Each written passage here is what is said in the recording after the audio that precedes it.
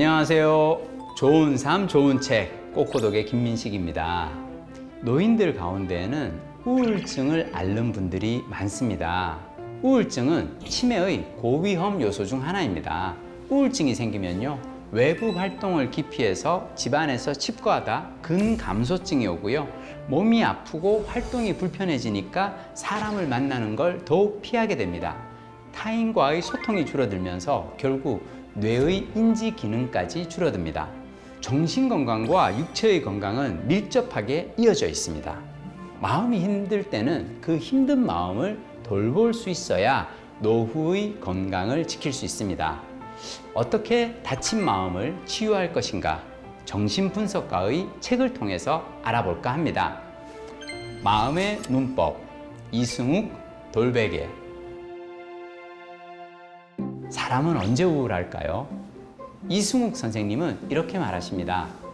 진정 우울한 사람은 타인에게 해를 끼치는 것이 두려워 끝내 자신을 학대한다. 부당한 상황에서 분노하지도 정당하게 요구하지도 잘잘못을 바로잡지도 못한 자신의 못남에 대해 분노하고 또 자기 마음을 학대한다. 그래서 우울한 사람은 지나치게 착한 사람이다. 지나치게 착한 사람으로 살기 위해 타인을 과도하게 배려했으나 정작 자신은 소외시킨 사람이 우울증을 앓게 된다는 말씀에 정신이 번뜩합니다. 여러분, 건강은 무엇인가? 나를 배려하는 일입니다. 사람은 자신을 선하게 대해야 해요.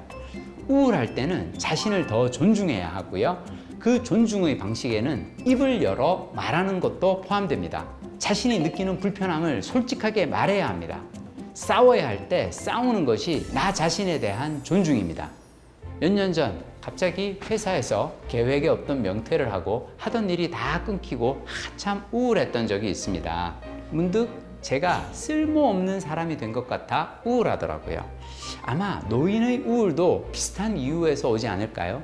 아이들 다 키우고 가족의 뒷바라지가 끝난 중년의 나이에 빈둥지 증후군이 찾아오는 이유가 그게 아닐까요? 중년이 되면 또 다른 생산성이 있어야 한다. 자기가 여태껏 쌓아온 지적 경험, 경험으로부터 쌓은 지혜, 보유한 물적 토대 등을 다음 세대에 어떻게 전수할 것인가?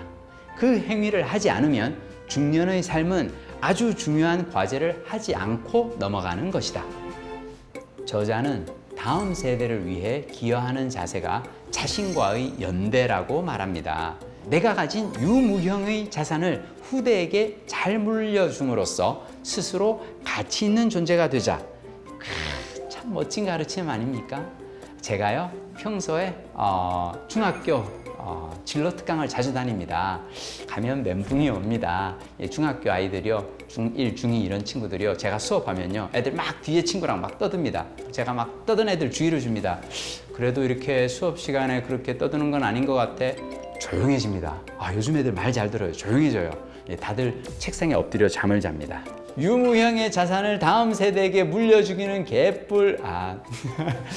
책을 보니까요, 정신분석가인 이승욱 선생님도 대학 특강을 갔다가 비슷한 경험을 하셨어요. 강의가 시작되기도 전에 3분의 1은 한 팔을 깔고 엎드렸다. 3분의 1 정도는 스마트폰을 또는 옆에 앉은 남자친구나 여자친구를 만지작거렸다. 그나마 강당 쪽을 바라보는 나머지 학생들도 강의에 크게 관심이 없기는 마찬가지였다. 나름 강의 좀 한다고 자부했던 나는 무기력해진 채로 돌아왔다. 상처라면 상처였다. 저 200명 넘는 젊은이들이 내게 말하려 했던 것은 달리 의심할 것도 없이 우리는 아무것도 하기 싫다는 무기력의 함성이었다. 이승욱 선생님은 같은 학교에서 2년 후 다시 강의 요청을 받습니다. 이번에는 심지어 축제 기간에 무료 강연을 해달라고요. 강의 주제를 무기력으로 잡습니다. 그리고 이런 말씀을 하시죠. 부모는 자녀를 착취한다. 아이는 생명을 걸고 공부하지만 부모는 조금도 만족하지 않는다. 기업은 실적과 성과라는 이름으로 직원의 피땀을 마지막 한 방울까지 쥐어짜고, 제도는 정규직과 비정규직으로 편갈라 서로를 착취하게 하면서 또 싸움을 부추긴다. 학생들에게 말했다.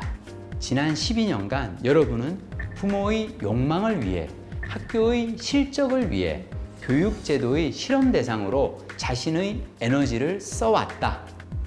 많은 에너지를 타인을 위해 사용했을 뿐 제대로 돌려받지 못했다. 그래서 우울하고 까닭 모를 분노를 느끼고 있을 것 같다. 하지만 무기력은 자신을 보호하기 위한 생존 본능의 발로다. 그러니 여러분의 무기력에 대해 죄책감을 갖지 않아도 된다. 이승욱 선생님은 학생들에게 자기의 무기력을 수용하라고 말씀하십니다. 무기력이라는 증상도 그저 살고 싶다는, 착취로부터 자신을 보호하고 싶다는 지극히 정상적인 자기 보전의 행위라고요. 제가 책을 읽다가 이 대목에서 정말 부끄러웠어요. 아, 그렇구나. 저는 진로 특강을 가서 공대를 다니던 내가 어떻게 책을 읽고 PD가 되었는지, 어떻게 영어책 한 권 외워서 동시통역사가 됐는지 신나게 이야기를 합니다. 그런 말들이 지금의 중학생들에게는 또 하나의 고문처럼 느껴졌을 거예요. 아, 저 아저씨도 책 읽고 영어 공부하라고 잔소리를 하는구나 싶었을 거예요. 아이들이 제게 무기력한 모습을 보인 걸 저는 무력 시위라고 느꼈는데요. 책을 읽고 나니 그 또한 아이들의 살려는 몸짓이라는 걸 깨달았어요. 인간의 모든 증상은 메시지다. 우울은 내가 나 자신의 분노를 제대로 돌보지 못했다는 절규이며, 무기력은 착취당하는 자신을 보호하기 위한 최대한의 몸짓이다. 자기 삶에 대해 가장 잘 아는 사람은 스스로에 대해 모르는 것이 무엇인지 아는 사람이다. 내가 모르는 게 무엇인지 알 때까지 삶에 관심을 가지면 좋겠다. 고령화 시대에 우울증을 앓는 노인이 늘어나는 이유는 무엇일까요? 농사를 짓던 시절에는 오랜 경륜을 지닌 노인의 지혜가 마을의 생산성을 키우는 데 있어 중요한 역할을 했어요. 그래서 어느 집안이든 어른들을 모시고 그분들의 말씀에 귀를 기울였죠. 이제 정보화 시대예요. 스마트폰에 검색하면 최신 정보가 수없이 올라옵니다. 노인의 사회적 역할이 줄어들면서 우울감이 늘어나는 게 아닐까요? 우리에게 필요한 삶의 감각은 바로 내가 내 인생의 주인공이라는 느낌입니다. 중년 이후 우리는 진짜 내 삶의 주인공이 되는 것 아닐까요? 이제 아이들도 다 컸고 직장에서의 책임도 다 했으니 나를 배려하며 살고 싶습니다. 하루하루 책을 읽고 길을 걷고 친구들과 즐거운 수다를 나누며 살고 싶습니다.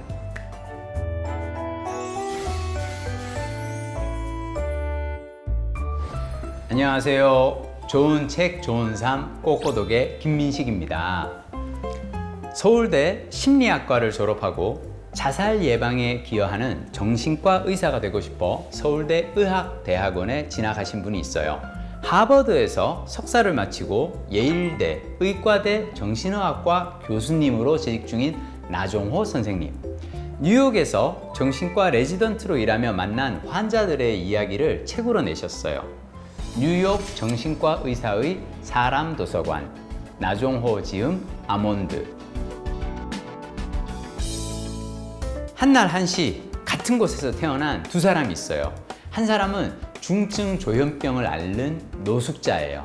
뉴욕의 거리를 헤매며 환청과 대화를 하는 모습을 본 행인이 경찰에 신고해서 병원으로 이송되죠. 이 환자는 저자가 만난 조현병 환자 중에서도 증상이 가장 심했다고요. 자, 또 한 사람이 있어요. 잘 나가는 변호사입니다. 가난한 집에서 태어난 흑인 여성으로 성실하고 똑똑했기에 집안에서 유일하게 대학에 진학한 수재고요. 로스쿨에 합격한 후 단란한 가정을 꾸리고 하나의 엄마가 되어 뉴욕의 유명 로펌에서 일하며 슈퍼 워킹맘으로 승승장구하고 삽니다. 자, 한 사람은 중증 조현병 환자의 노숙자고요. 또 한 사람은 성공한 변호사예요. 두 사람이 길을 걷다가 마주칠 확률은 얼마나 될까요? 확률은 0입니다. 둘은 똑같은 사람이거든요. 과중한 업무로 초과 근무를 하던 변호사가 어느 날 환청을 듣기 시작합니다. 업무와 육아 스트레스가 심해 그런가 싶어 정신과를 찾고 약을 처방받아 먹는데요. 남편은 아내가 정신과 약을 복용하는 걸 싫어해요. 약을 끊고 일하다가 환청에 피해망상까지 시달리고요. 결국 직장에서 해고되고 맙니다. 조현병 때문에 이혼을 당하고 양육권도 빼앗기고 노숙자로 살아가는 환자를 보며 저자는 고민을 합니다. 정상과 질환의 경계는 어디에서 생기는 걸까? 저자가 만난 환자 중에는 어릴 적 삼촌에게 당한 학대로 트라우마에 시달리는 20대 청년 알리가 있어요. 중동에서 태어났으나 5살이 되던 해에 부모님을 여의고 미국에 사는 삼촌에게 입양이 됩니다. 그런데 삼촌은 술만 마시면 알리에게 손찌검을 해요. 중학생이 될 때까지 매일 구타를 당하며 삽니다. 어느 날 학교를 마치고 돌아온 알리에게 술에 취한 삼촌이 화를 내요. 왜 이렇게 늦었냐? 그러고는 야구 방망이를 들고 오는데요. 중학생이 되어 이제 덩치가 커져 힘이 붙은 알리는 자신을 내려치는 삼촌의 방망이를 잡았어요. 거세게. 자, 야구 방망이를 맞잡고 힘싸움을 하던 삼촌이 방망이를 던지고 주방에 가서 부엌 칼을 가져옵니다. 그날 알리는 술 취한 삼촌이 휘두른 칼에 다쳐요. 그런데요, 알리는 방망이를 잡았을 때 자신이 술에 취한 삼촌보다는 힘이 더 세다는 걸 느꼈어요. 만약 방망이를 너무 세게 당기면 삼촌이 중심을 잃고 넘어질까 봐 걱정을 했다고요. 자신을 매일 학대하고 해치려는 삼촌이 다칠까 봐 오히려 걱정했다는 청년의 말을 듣고 저자는 눈물을 흘립니다. 환자는 흔히 트라우마를 일으킨 사건의 원인을 스스로에게 돌리곤 한다. 어릴 때부터 우리는 착한 사람은 복을 받고 나쁜 사람은 벌을 받는다는 실제로는 현실감이 떨어지는 권선징악의 논리를 교육받는다. 그래서 끔찍한 일이 발생했을 때 트라우마의 피해자는 내가 뭔가 잘못해서 내게 문제가 있어서 벌어진 일이라며 사건의 원인을 자신에게 돌린다. 그런 환자가 그 일은 내 탓이 아님을 깨닫도록 돕는 과정은 쉽지 않지만 매우 보람 있는 일이다. 나종호 선생님, 정말 귀한 일을 하시는 분입니다. 저자가 만난 환자 중에는 키가 180cm 정도 되는 거구의 10대 소년도 있어요. 제이콥은 중증의 자폐증 환자인데요. 하루 벌어 하루 견디는 이 뉴욕의 싱글맘으로 사는 그의 어머니는 자폐증을 가진 덩치 큰 아들을 혼자 돌보는 게 너무 힘이 들어요. 그래서 가끔 병원을 찾아와서 아들을 입원시켜 달라고 합니다. 정신병동에 입원할 정도는 아니라고 생각하면서도 의사들은 입원을 허락합니다. 아들이 입원한 기간 동안 엄마는 잠시나마 돌봄 노동에서 벗어나 쉬는 거지요. 2명의 교수가 있어요. 첫 번째 교수님은 2 아이의 엄마예요. 제이콥이 입원할 때마다 한숨을 푹푹 쉽니다. 내가 응급실 사람들한테 제발 입원시키지 말라고 그렇게 말했는데 나도 아이를 키워봐서 얼마나 힘들지는 알아. 그렇지만 정신과 의사는 동정심만으로 환자의 입원을 결정해서는 안 돼 라고 말합니다. 또 다른 교수님이 있는데요. 이분은 공개적으로 자신이 동성애자라고 밝힌 남자 교수님이에요. 제이콥이 입원한 걸 보고 가족 면담을 잡으라고 합니다. 환자의 보호자가 긴장한 모습으로 상담실에 쭈뼛쭈뼛 들어옵니다. 레지던트인 이 저자의 머릿속에 맴도는 말이 있어요. 저도 집에 1살짜리 아이가 있어요. 그래서 어머니가 얼마나 힘드실지 조금이나마 짐작할 수 있어요. 그런데 그런 말이 환자의 어머니에게 도움이 될지 아니면 해가 될지 판단이 서지 않아요. 머뭇거리고 있는데 옆에서 지켜보던 교수님이 말합니다. 어머니, 저는 아이가 없어요. 남편과 함께 아이를 입양할까 생각한 적도 있지만 용기가 부족해서 그러지 못했어요. 애를 키워본 적이 없어 어머니가 어떤 심정일지 사실 잘 몰라요. 그렇지만 듣고 싶어요. 배우고 싶어요. 제이콥을 어떻게 키우셨는지 들려주시겠어요? 잠깐 놀란 어머니는 숨을 고르고 이야기를 시작하십니다. 제이콥이 태어났을 때 느낀 환호와 기쁨, 제이콥이 자폐증 진단받은 뒤 남편이 떠나고 싱글맘으로 하루하루 끼니를 해결하며 자폐증 아들을 키우는 고단한 삶의 이야기가 1시간 가까이 이어지고요. 상담 막바지에 교수님은 이 자폐증 부모 모임과 외래 클리닉의 연락처를 건네주시며 도움이 될지도 모르겠다고 이야기하십니다. 저자는 사람은 자신이 경험한 만큼만 공감할 수 있다고 믿었어요. 그 순간 공감이라는 것이 경험치와 무관할 수도 있다는 걸 깨달았어요. 동정과 공감의 차이는 무엇일까요? 동정심은 고통을 겪고 있는 주체의 아픔을 이해하는 것처럼 보이지만 동시에 철저히 타자화합니다. 고통을 겪는 사람을 연민하지만 그 아픔에는 개입하지 않기에 나와 고통을 느끼는 사람 사이의 관계를 단절시킵니다. 공감은 고통을 겪는 사람의 입장에서 세상을 바라보고 생각하는 것입니다. 진심 어린 공감은 타인의 고통을 실제로 덜어줍니다. 심리치료에서 가장 큰 치료 효과를 보이는 요인이 바로 치료자의 공감 능력입니다. 첫 번째 교수님은 제이콥의 어머니에게 동정심을 느꼈고요. 두 번째 교수님은 아이를 키워본 적은 없지만 그녀의 이야기를 진심으로 궁금해했고 적극적으로 들어주며 공감했어요. 경험하지 않아도 공감할 수는 있는 겁니다. 그날 이후 저자가 졸업할 때까지 제이콥은 병원 정신과 응급실을 찾아오지 않았어요. 모두 제이콥 어머니에게 휴식이 필요하다고 착각했지만 정말 필요했던 것은 진심으로 공감해줄 단 한 사람의 마음이었다고요. 공감 능력은 타고난 특성이라 생각하는데요. 정신과 의사로 수련하며 저자는 공감 또한 학습과 의지 그리고 노력에 의해 발달시킬 수 있는 능력이라는 걸 깨달았어요. 자, 공감의 조건 3가지가 있습니다. 첫째, 다른 사람의 눈으로 세상을 바라보는 것이 가치 있는 일이라는 걸 깨닫는 것. 둘째, 내가 모든 관심의 중심이 되지 않고자 하는 의지. 자, 공감이란 타인을 향한 진심 어린 관심과 호기심에서 시작하는 것이거든요. 셋째, 다른 사람에게서, 특히 나와 많이 다른 사람일수록 더 배울 점이 많다는 것을 깨닫는 것입니다. 자신과 다른 사람의 차이를 존중하고 이를 가치 있게 여기는 과정이 바로 공감이니까요. 한국의 우울증 유병률은 코로나 시대에 36.8%까지 뛰었지만 항우울증 처방률은 OECD 국가 중 최하위 수준입니다. 몸이 아플 때 빨리 병원에 찾아가야 합니다. 안 가고 버티면 약으로 고칠 병을 수술로 해결해야 할 수 있어요. 마음이 힘들 때도 마찬가지입니다. 빨리 전문가의 도움을 받아야 합니다. 다른 의학적 질환과 마찬가지로 정신질환 또한 조기에 치료를 받을 경우 효과와 예후가 더 좋습니다. 반대로 발병 후 치료받지 못한 기간이 길어질수록 약물에 반응하는 속도도 더디고 예후도 좋지 않다고요. 정신과적 문제로 응급실에 오는 사람은 신체적 고통을 호소하는 사람에 비해 위급해 보이지 않아 진료에서 후순위로 밀리곤 하는데요. 정신질환은 뇌 호르몬과 신경 전달 물질의 이상으로 생기는 의학적 질환입니다. 나약해서가 아니라 생물학적인 기전이 분명한 원인입니다.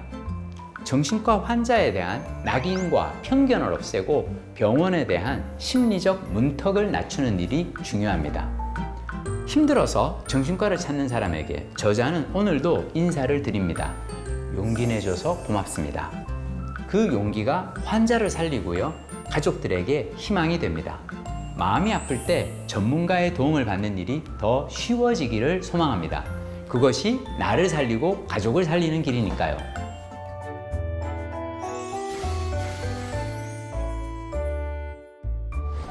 안녕하세요. 좋은 책, 좋은 삶, 꼬꼬독의 김민식입니다.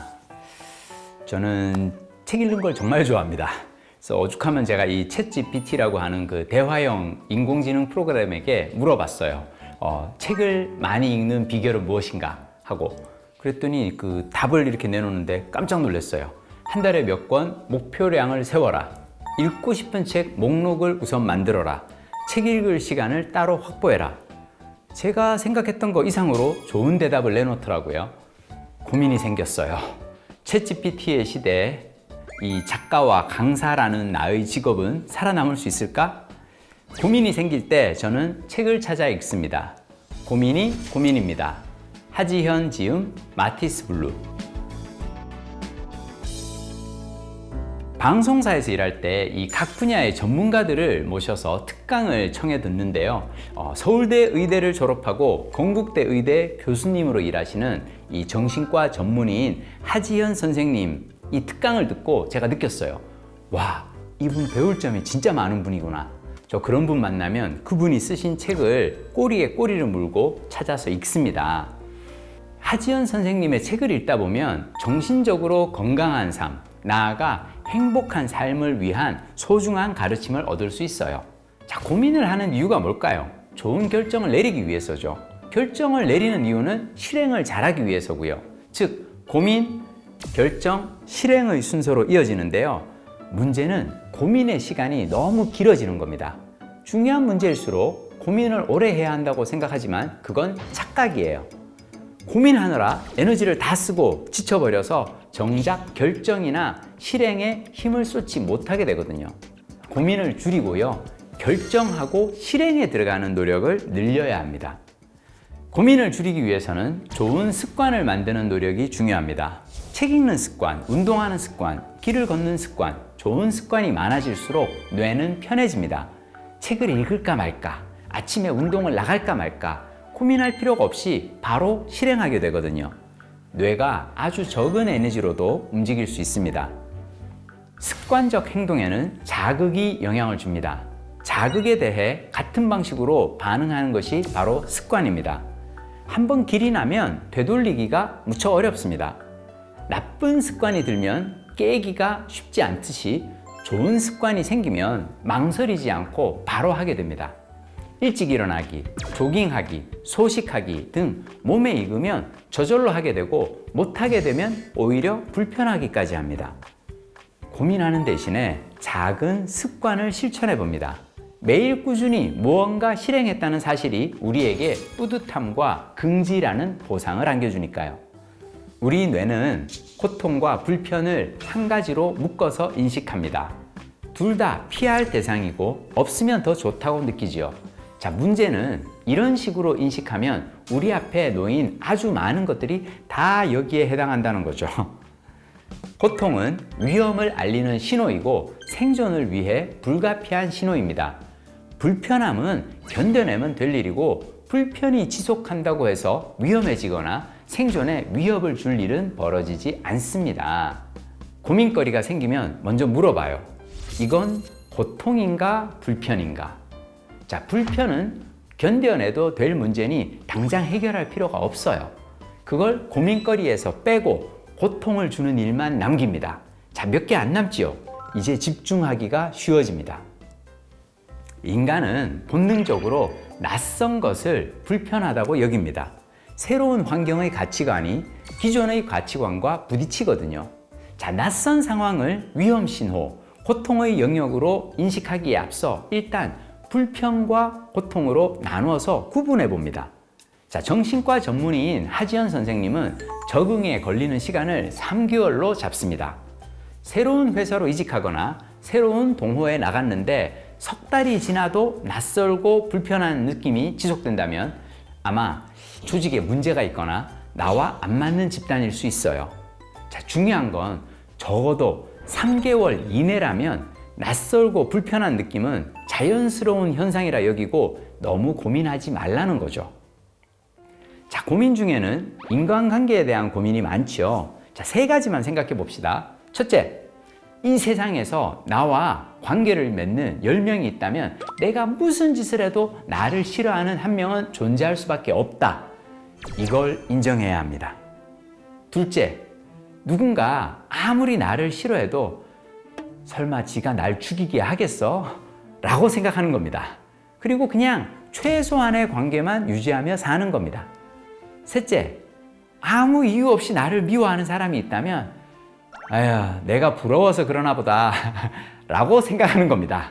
그러면 고민할 이유가 줄어들어요. 이 화가 확 치밀어 오르는 것은 마치 국수 삶을 때 냄비에 물이 확 끓어서 이렇게 거품이 올라오는 것과 비슷합니다. 그럴 때 끓는 냄비에 냉수 한 컵 이렇게 부으면 거품이 슉 가라앉죠. 이거 3번 정도 반복하면 국수가 다 삶아집니다. 화도 마찬가지예요. 확 끓어오를 때 3번 정도 심호흡을 해봅니다. 딱 3초만 기다리면 마치 찬물을 부은 것처럼 화가 사그라듭니다. 프로와 아마추어의 결정적 차이는 어디에서 올까요? 감정에 따라 일의 성과가 달라지지 않는 것이 가장 중요한 차이입니다. 아내랑 다투었거나 아이랑 속상한 일이 있다고 회사에서 일할 때 나의 성과물에 영향이 있다면 진정한 프로라고 하긴 어렵겠죠. 자신의 감정에 휘둘리지 않는 게 프로가 갖추어야 할 자세고요. 쉽지는 않아요. 국수를 삶을 때 찬물을 한 컵씩 들이붓는 것처럼 화를 사겨봅니다. 그게 프로의 자세예요. 우리는 살면서 최선의 선택을 하려고 노력하죠. 자, 그러다 보니 고민의 시간이 점점 더 길어져요. 어차피 인생에 정답은 없어요. 애초부터 최선의 답을 찾으려고 하지 않는 게 낫습니다. 그보다 더 효율적인 고민의 방식은 최악을 배제하기입니다. 처음부터 확실하게 아닌 것부터 제거하는 것이 최선을 찾는 노력보다 한결 쉽고 간단하거든요. 정신과 상담을 하며 저자가 환자들에게 권하는 3가지가 있습니다. 첫째, 바꿀 수 없는 것은 바꿀 수 없습니다. 내가 원한다고 해서, 열심히 노력한다고 해서 모든 일이 이루어지지 않습니다. 내가 능력이 없는 게 아니라 나와 안 맞는 것이라 그래요. 그럴 때는 멈출 줄도 알아야 합니다. 둘째, 그냥 운이 없는 날도 있습니다. 내가 완벽한 선택을 하거나 더 열심히 노력한다고 해서 더 좋은 결과가 나오는 것은 아닙니다. 아, 오늘은 그냥 운이 안 따르나 보다 하고 넘어갈 필요도 있습니다. 셋째, 사람들은 의외로 호의적입니다. 타인을 악하고 이용하려는 존재로 생각하면 사는 게 너무 힘들고 괴롭습니다. 타인의 잠재적인 선함과 괜찮음을 인정해 보세요. 도움을 청했을 때 기꺼이 손을 내밀어 주는 사람도 있을 겁니다.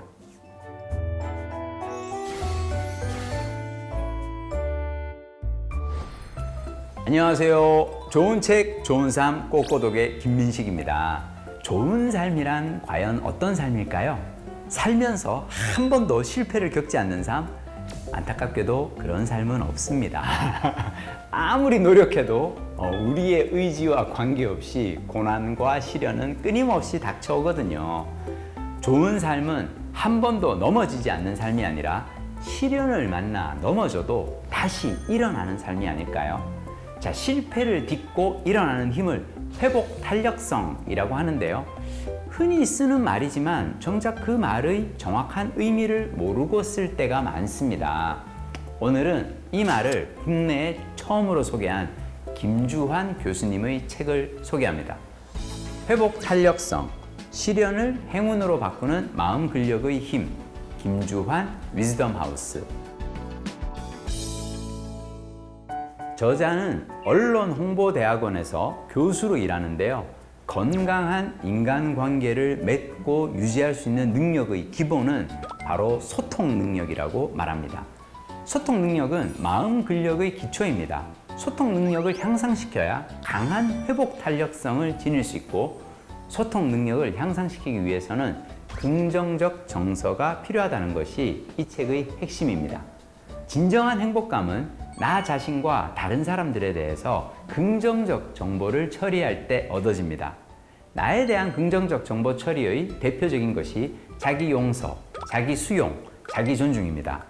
자, 타인에 대한 긍정적 정보 처리에는 타인 용서, 타인 수용, 타인 존중이 있어요. 나와 남을 용서하고 수용하고 존중함으로써 진정한 행복감이 얻어집니다. 매사에 감사하는 습관은 나와 타인에 대한 긍정적 정보 처리를 한꺼번에 함으로써 강력한 행복감을 가져다 줍니다. 감사하다는 것은 나와 남을 동시에 긍정하는 것이거든요. 스스로의 결단을 통해서 스스로 행복할 수 있는 사람은 자기 자신과 관계가 건강한 사람입니다. 소통 능력의 핵심은 자기 자신과 긍정적인 내면적인 소통을 할 수 있는 능력이에요. 대인관계는 내면 관계의 반영이기 때문입니다. 회복 탄력성에 대한 흔한 오해 중 하나는 성공에 대한 강한 집착으로 어떤 상황에서든 반드시 이루어내겠다라는 집념을 가진 마음가짐이라는 건데요. 여러분, 성공에 대한 강한 집착이나 집념은 오히려 회복 탄력성을 떨어뜨립니다. 부정적 정서를 유발할 가능성이 커지기 때문이죠. 회복 탄력성은 반드시 성공해야겠다는 이 강력한 의지를 가진 상태가 아니에요.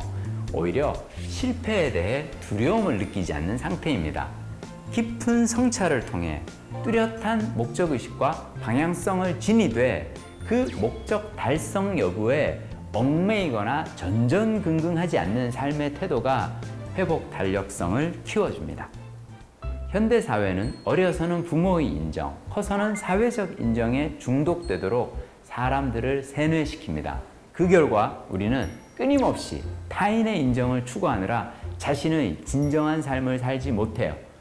혹시 무시당하거나 비판이나 경멸을 받게 되지는 않을까 전전긍긍하며 두려움에 떨며 살아갑니다. 자신과 타인에 대한 긍정적 정보 처리를 통해 진정한 행복감을 얻기 위해서는 무엇보다 다른 사람의 인정을 얻고자 갈망하는 중독 상태에서 벗어나야 합니다. 타인의 시선이나 평가에 지나치게 의존하는 상태에서 벗어날 수 있어야만 나 자신과 건강한 관계를 맺을 수 있거든요. 나 자신과의 관계가 건강해야 다른 사람과의 관계도 건강해지고 긍정적 정서가 유발되고 회복 탄력성이 생겨납니다. 우리나라는 학교나 이 직장이나 모두 지나칠 정도로 남에게 보여주는 보상에 치중한 동기부여 시스템을 갖고 있습니다. 공부를 잘하면 상을 받고 못하면 벌을 받는다는 개념. 공부는 재미있어서 한다는 것은 상상조차 할 수 없는 일이에요. 직장에서도 마찬가지입니다. 당근과 채찍이라는 외적 보상만이 넘쳐납니다. 자, 일은 자기가 좋아서 하는 것이 아니라 먹고 살기 위해서 어쩔 수 없이 하는 고통의 덩어리라고 여겨집니다. 성적이나 월급이라는 외적 보상을 위해서 참아내야 하는 고통이 학업이고 업무입니다. 이러한 삶에서는 고통이 일시적으로 사라진 상태를 행복한 상태라고 착각하고요. 일이나 공부를 하지 않는 것이 곧 휴식이고 행복이라고 생각하게 됩니다. 회복 탄력성을 기르는 최고의 처방 중 하나는 운동입니다. 몸을 움직이면 뇌가 건강해집니다. 운동은 우울증, 불안장애, 치매 등을 불러일으키는 병든 뇌를 치료할 수 있는 특효의 약이거든요. 자, 이 약은 부작용도 없고 체중 조절 효과까지 덤으로 제공합니다. 운동은 몸의 건강보다도 마음의 건강을 위해 필수적입니다. 늘 스트레스에 시달리며 감정 통제력이 부족한 우리나라 사람들에게 특히 필요한 것이 규칙적인 운동입니다. 저자는 운동하는 요령을 이렇게 소개합니다. 첫째, 유산소 운동, 근력 운동, 장력 운동 이 세 가지를 고루해야 합니다. 하루에 한 가지 운동을 1시간 하는 것보다 하루에 3가지 운동을 20분씩 나눠서 하는 것이 더 좋다네요. 둘째, 즐겁고 재미있을 정도로 적당히 합니다. 처음부터 무리한 운동은 금물입니다. 운동을 처음 하는 사람은 천천히 걷기부터 시작합니다. 오랫동안 운동을 안 하다가 갑자기 하면 부상과 부작용의 우려가 있거든요. 셋째, 리듬을 타는 운동이 좋습니다. 연구에 따르면 음악에 맞춰 하는 에어로빅이나 댄스 스포츠가 정신 건강에 가장 좋습니다. 줄넘기도 음악을 틀어놓고 하는 것이 더 좋고요. 저는 개인적으로 줌바 댄스 추천합니다. 자, 넷째, 친구와 함께 합니다. 운동을 함께 할 친구를 만들면 더 즐겁고 더 지속적으로 할 수 있습니다. 관심 있는 운동 동호회에 가입하는 것도 좋고요. 저는 탁구장에서 운동 친구 사귀는 것이 요즘의 낙입니다. 다섯째, 일주일에 한 번 정도는 등산이나 걷기 등 야외 운동을 곁들이는 것이 좋습니다. 햇빛은 우울증에 탁월한 효과가 있습니다. 몇 년 전 은퇴를 선택한 후 마음고생을 좀 심하게 한 적이 있는데요. 책 읽는 즐거움, 줌바 댄스의 즐거움, 걷기의 즐거움을 발견한 덕분에 다시 일어설 수 있었습니다. 인생이 어떻게 뜻대로만 되겠습니까? 고난과 시련이 없기를 바라지는 않고요. 시련 끝에 다시 일어서는 삶을 소망합니다.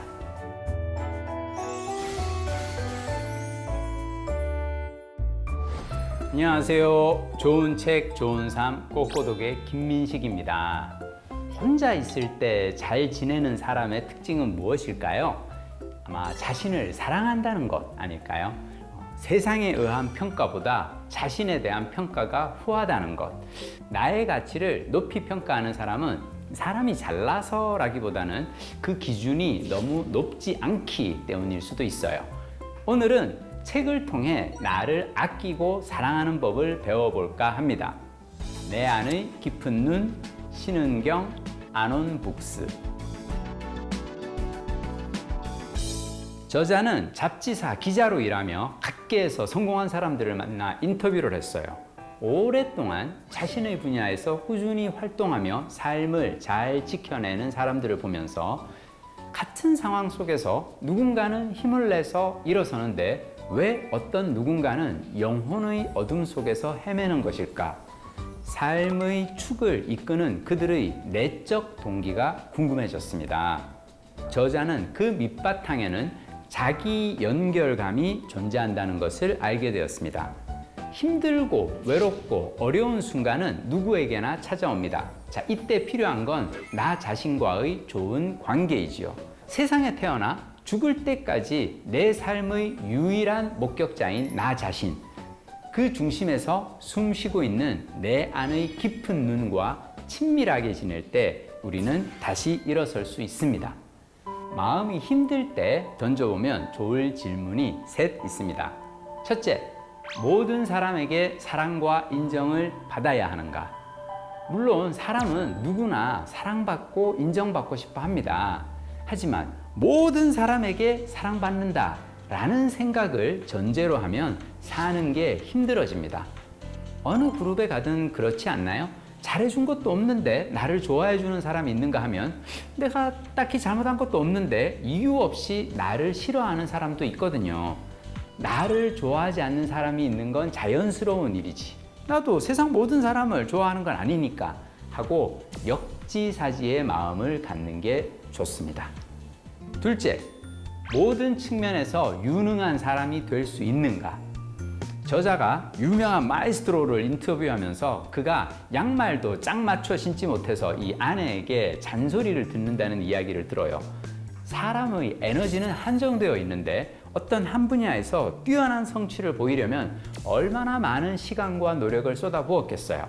나는 완벽한 사람이어야 해 라는 비합리적 신념을 가지면 조금이라도 어긋난 순간 무능한 사람이라는 딱지를 붙이고 쓸데없는 열등감에 사로잡히게 됩니다. 모든 걸 다 잘하는 사람은 없어요. 이걸 인정해야 스스로에게도 너그러워지지 않을까요? 셋째, 모든 문제에 완벽한 해결책이 있는가? 모든 문제에는 완벽한 해결책이 있다. 완벽한 해결책을 찾지 못하면 망한다. 라는 전제를 갖기 시작하면 상황을 경직된 눈으로 바라보게 되고요. 자, 결과는 뭐 아니면 도라는 극단적 사고에 갇히기 쉽습니다. 선택을 앞두고 완벽한 답을 찾아 지나치게 망설이는 것은 내 선택에 대해 책임지고 싶지 않기 때문입니다. 일단 선택했으면 그에 대해 책임을 지고 내가 얼마나 좋은 방향으로 만들어 가느냐 있지 애당초 100% 완벽한 선택이란 없는데 말이죠. 자, 어느 날 저자가 상담을 마치고 이렇게 녹취록을 풀다가 스스로에게는 해주지 못했던 말을 내담자에게는 자연스럽게 잘한다는 생각이 들었답니다. 내담자에게는 어려운 일이 생기면 언젠가는 다 지나갑니다 라고 말해줍니다. 정작 상담자 자신은 문제가 생기면 문제를 부여잡고 끙끙 앓으면서도요. 우리는 신이 아니니 모든 것을 통제할 수 없다라고 이렇게 조언하지만 내 인생은 왜 이렇게 뜻대로 안 되는 게 많을까 하고 이렇게 푸념하는 날도 있었답니다. 정작 스스로에게는 못해주는 말을 내담자에게는 물 흐르듯이 꺼내놓고 있었던 거죠. 누구나 친구가 어려움을 토로하거나 힘들어할 때는 이런저런 위로를 하고 조언도 하지만 막상 본인이 그 입장이 되면 상황을 객관적으로 보지 못하는 경우가 많습니다. 그래서 어떤 이슈가 생겼을 때 내 일이 아닌 가장 친한 친구에게 생긴 일이라고 가정하고 과연 어떤 조언을 해줄 수 있을까 이렇게 생각해 보면 매듭이 풀리기도 합니다. 자기 연결감은 어쩌면 나를 세상에서 가장 좋은 친구라 여기는 마음이 아닐까 싶습니다. 저자는 어느 날 주말마다 외국인 근로자에게 의료 봉사를 하는 의사를 인터뷰합니다. 아유, 그래도 주말에는 좀 쉬고 싶을 텐데 고단하지 않으세요? 라고 물으니까 오히려 평일에 받았던 스트레스를 풀고 주말 동안 힐링하고 가는 걸요. 대가 없이 누군가를 돕는 게 타인을 위한 것 같아도 결국 나 자신을 위한 시간이에요. 라는 답을 들었답니다. 행동과학자인 마이클 노턴의 연구에 따르면 한 그룹에게는 영웅적인 인물을, 다른 그룹에게는 우산을 무료로 고쳐주는 사람을 영상으로 보여주었답니다. 그런 다음 봉사활동에 참여할 의사를 묻자 후자 그룹에서 참여 의지가 더 높았답니다. 왜일까요? 자, 사람들은 대단한 인물을 이렇게 보면 동경하는 데 그치지만 나도 할 수 있겠다라는 생각이 들면 높은 실천 의지를 보이는 거죠. 흥미로운 점은 한 사람이 베풀면 상대 역시 긍정적 영향을 받아 다른 이에게 베풀었고 그 베품을 받은 사람 역시 사회에 더 많이 공헌하는 것으로 나타났습니다. 중요한 건 누군가에게 도움을 주려고 마음만 먹어도 삶의 의욕은 더 강해지고 자신의 인생을 더 사랑하게 되었다는 겁니다. 저자가 인터뷰할 때마다 느꼈던 지점이 있어요. 자신이 하는 일에 유독 배짱이 있는 사람들은 자, 우리 같이 잘 살자 라는 공생의 가치를 두고 있는 경우가 많았습니다. 이런 사람은 호떡 하나를 팔아도 당신의 호떡을 먹는 사람이 모두 행복해지기를 바라기에 자신의 업에 대한 이 자부심과 사랑이 있고 그러한 지점은 상황이 어떠하든 나 자신을 밑받침하는 자기 연결감으로 이어져 있었습니다. 신은경 저자는 10여 년 전 무명의 저자이던 제게 처음으로 칼럼 원고 청탁을 주신 분이에요. 편집자와 작가로 만나 오랜 시간 인연을 맺어왔고요. 책을 쓴다는 소식을 듣고 무척 궁금했습니다. 많은 이들을 만나 그들의 성공 비결을 인터뷰로 묻고 듣고 정리하니가 엮어내는 인생의 깨달음은 어떤 모습일까? 자기 연결감은 나를 지키고 사랑하는 능력인데요. 모든 능력이 그렇듯 이것도 배우고 익히면 키울 수 있습니다. 나를 사랑하는 방법, 책으로 배워 남은 인생 꾸준히 써먹고 싶습니다. 내가 나와 가장 친한 친구가 되는 시간, 그게 책 읽기가 주는 행복이니까요. 꼬리에 꼬리를 무는 독서, 꼬꼬독 꼬꼬독, 다음 시간에 이어집니다. 고맙습니다.